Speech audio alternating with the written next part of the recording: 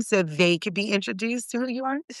So my body of work is basically about rejecting the scripts that we've been given about relationships, Oh. and because they weren't made for me.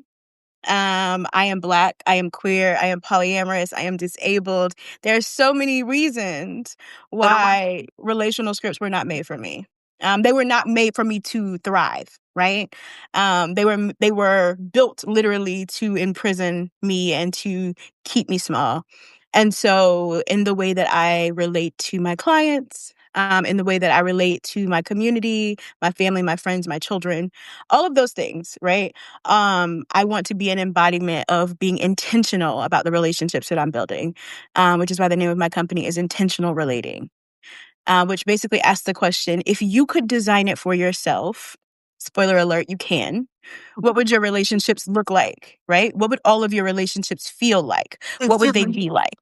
they are great. They are wonderful. They are amazing. And they are deeply intentional, right? Like, Yes. we will get together. This was an intentional meet, right? Like, I posted and you were like, you know what? Yeah, I would come over and do some I'll do cuddles that. in Yeah. pajamas. I'm like, yes. Well, let's turn this into Friday with friends. I have cuddle dates with my friends. We go out, right? Like now I have a standing Yes. date with Pam every 3 weeks on a Thursday, right? Like, and I think that really makes a huge difference in how we show up in all of the things, right? When you have that Yes. intentional, like you I said, think it's really parenting, important. business, everything. I think it's important to remember that you can choose your foundation, right? And so some people are, um, you can choose how you root yourself, right? And I am ancestrally and community rooted, right? This is we do things this way, and you carry that forward in everything that you do, right? You do not have to do what everyone else is doing. And so that also kind of connects with I really used to think that my personal spirituality was over here, and then my professional work was over here. Mhm. And it has become very clear to me that not only do those two things meet in the middle, but they intersect and and entangle. Because so many people, most of the people in my life, right, a large quantity of the people in my life have left behind whatever religion they were indoctrinated into from Very birth, true. right?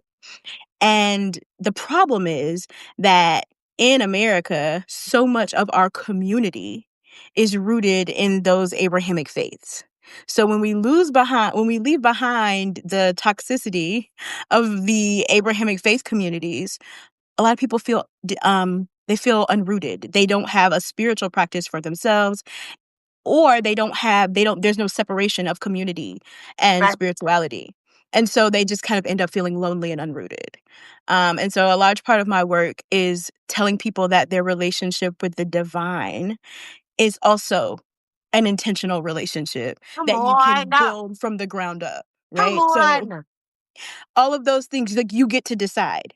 And a lot of the work that I've been doing lately is helping people to evaluate the relationships that exist in their life, figure out if those relationships need to change, if they need to transition, if they need to add more relationships, right?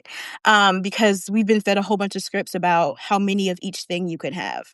Isn't that odd? You and I have had that conversation, right? Like when it comes to like supremacy culture and how it comes, because we had spoken and had a few episodes where we spoke about how our work overlaps, which Hmm. people would not think, right? They're like, okay, well, Desiree, but you do anti-racism and anti-oppression. And here's Chaneé, she's doing like kink and spirituality and polyamory education. And I'm like, yeah, all of it is paradigm shifting work.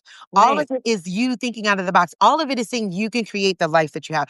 Every single person I've had on here, I'm like, I love seeing my friends because I'm like, I know the dopest fucking people. Like, these are people I know in real life. You guys are people I love, right? Like, our kids Right. play together. Like, we do shit together. These are Like, people that you text when something is going on, that you're like, right. hey, I need, Can you pick up help. my kids? What you doing? Are we going Right. out? Like, this is real community, real friends, real family.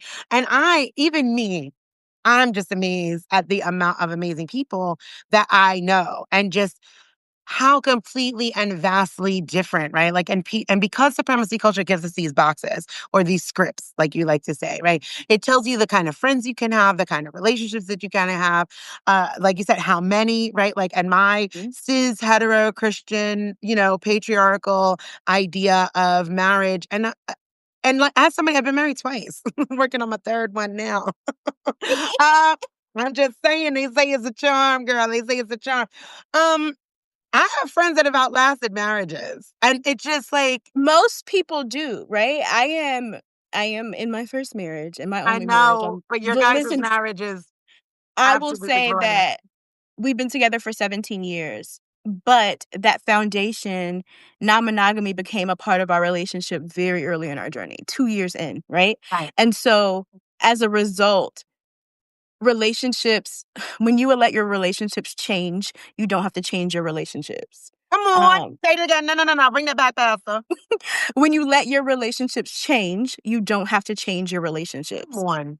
And Come that on. gem was given to me, in my 18th when I was 18 years old, my graduation card from my big sister. She Aw. said, "Keep your people.